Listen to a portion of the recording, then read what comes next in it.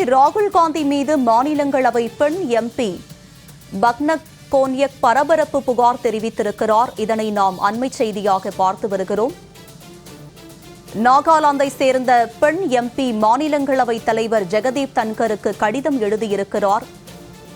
இது பற்றிய கூடுதல் விவரங்களோடு இணைகிறார் எமது செய்தியாளர் ஆண்டன். அவரிடம் விவரங்களை கேட்டு பெறலாம். ஆண்டன், இது தொடர்பான விரிவான விவரம் என்ன? பதிவு பண்ணுங்க. இது நாடாளுமன்றத்தில் நடைபெற்ற அந்த போராட்டத்தின் பொழுது பாஜக எம்பிக்களை ராகுல் காந்தி தாக்கியதாக ஒரு குற்றச்சாட்டு தற்பொழுது எழுந்திருக்கக்கூடிய சூழ்நிலையில் அந்த பிரச்சனை விஸ்வரூபமாயிருக்கின்றது. அதன் அடிப்படையில் அந்த எம்பிக்கள் தற்பொழுது மருத்துவமனையில் அனுமதிக்கப்பட்டவர்களுக்கு சிகிச்சையானது அளிக்கப்பட்டு வருகின்றது. இந்த சூழ்நிலையில் தான் இந்த போராட்டத்தின் பொழுது ராகுல் காந்தி நாடாளுமன்ற பெண் உறுப்பினரை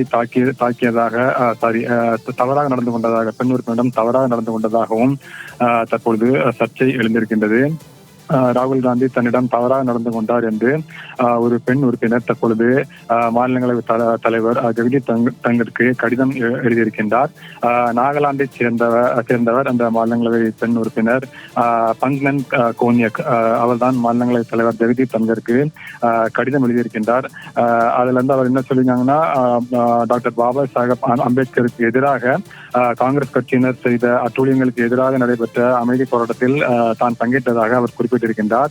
அந்த போராட்டத்தின் பொழுது படிக்கட்டுக்கு கீழே கையில் ஒரு பலகையுடன் நின்று கொண்டிருந்ததாகவும் திடீரென எதிர்கட்சி தலைவர் ராகுல் காந்தி தன்முன் வந்தார் என்றும் அவர் தன்னிடம் தவறாக நடந்து கொண்டார் என்றும் உரத்த குரலில் அவர் தன்னிடம் தவறாக நடந்து கொண்டார் என்று அந்த பெண் எம்பி அந்த கடிதத்தில் குறிப்பிட்டிருக்கின்றார்.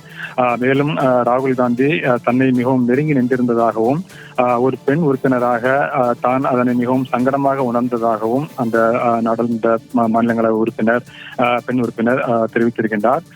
தான் மிகவும் கனத்த இதயத்துடன் ஒதுங்கி இருந்ததாகவும் எனினும் எந்த நாடாளுமன்ற உறுப்பினரும் இப்படி நடந்து கொள்ளக்கூடாது என்பதை என்றும் உணர்ந்தேன் என்றும் அவர் தெரிவித்திருக்கின்றார். தான் நாகாலாந்தை சேர்ந்த எஸ்டி சமூகத்தை சேர்ந்தவர், ஒரு பெண் உறுப்பினர். எனது கண்ணியம் மற்றும் சுயமரியாதையை ராகுல் காந்தி மிகவும் ஆழமாக காயப்படுத்திவிட்டார். எனவே மாநிலங்களவை தலைவராகிய உங்களிடம் நான் பாதுகாப்பை நாடுகிறேன் என்று கூறி அந்த பெண் நாடாளுமன்ற உறுப்பினர், நாகாலாந்தை சேர்ந்த பெண் நாடாளுமன்ற உறுப்பினர் மாநிலங்களவை தலைவரிடம் அவர் புகார் அளித்திருக்கின்றார்.